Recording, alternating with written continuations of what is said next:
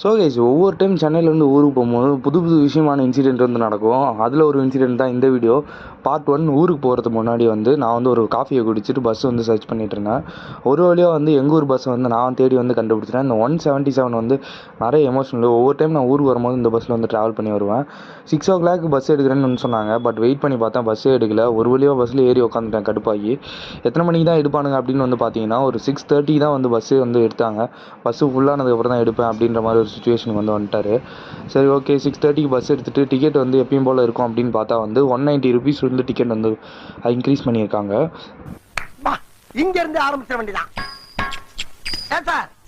நீங்க என்ன இங்க சாப்பிட வந்தீங்க?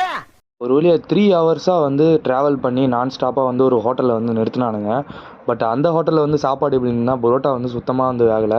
இந்த ஹோட்டலோட பேர் பொன்னுசாமி ஹோட்டல் அப்படின்னு சொல்லிட்டு நம்ம கேட்டால் அவன் எடுத்துகிட்டு வரான். அதுவும் இல்லாமல் டிரைவர் கண்டக்டர்ஸ் மட்டும் தான்